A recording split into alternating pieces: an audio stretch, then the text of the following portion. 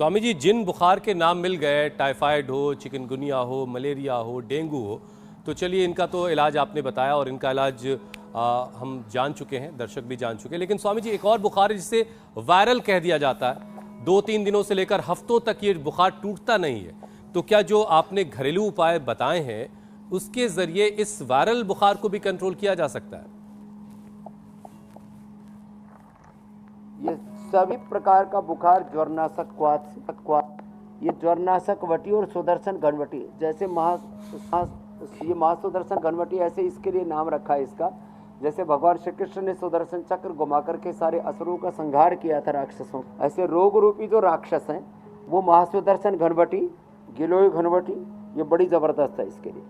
गिलोय घनवटी advance, ये महासुदर्शन घनवटी, अथवा ये जो फीवोग्रिट है, इसलिए मैं कई विकल्प बता रहा हूँ। ये 2-2 गोली सुबह शाम खा ली, गिलोय घनवटी की या फीवोग्रिट की या जो है महासुदर्शन घनवटी की, और ये काढ़ा पी लिया, तो सभी प्रकार का वायरल बुखार पूरी तरह से अच्छा होता है।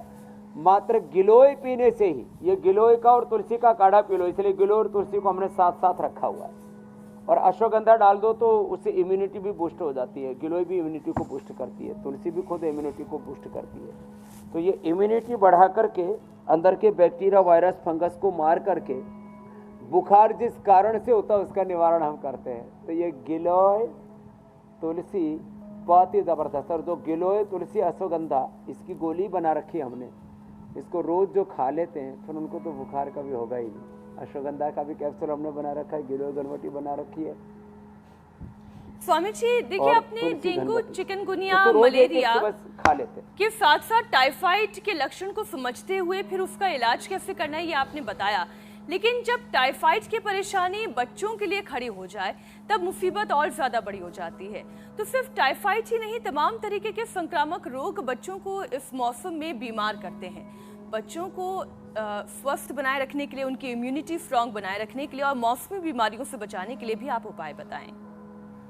बहुत ज़रूरी आपने सवाल पूछा बहन। एक तो ये खूब कला मुनक्का अंजीर की चटनी बच्चों को अच्छी लगती है, नहीं तो ये हमने फिर टाइफोग्रिट भी ये भी तैयार कर दिया, इसमें भी यही चटनी है, इसको खिला देते हैं। अब अगली बात जो आपने कही, हमने एक प्रयोग किया पतंजलि गुरुकुलम में, आचार्य कुलम में 1000 से ज़्यादा बच्चे तो यहीं रहते, फिर हिमालय में, देवप्रयाग में भी रहते हैं। हमने ये किया है, अब जैसे बरसात आ रही है तो 1 महीना बच्चों को इम्यूनोग्रिट दे देते हैं। इम्यूनोग्रिट वटी और इम्यूनोग्रिट पाउडर ये हमारे पास में है।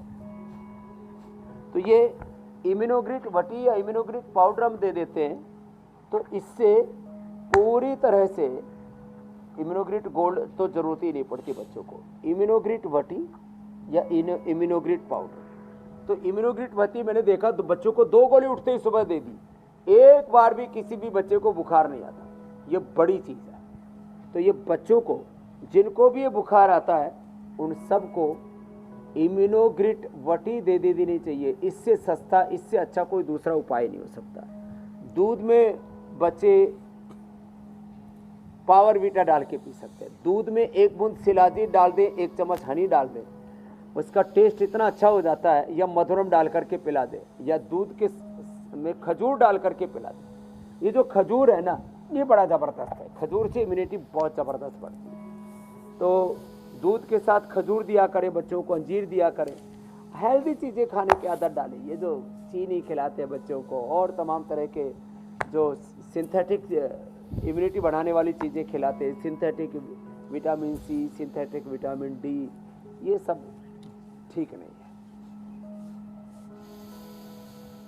इंडिया टीवी हर वक्त हर जगह डाउनलोड करने के लिए सर्च करें India TV news Google play store या ऐप स्टोर पर।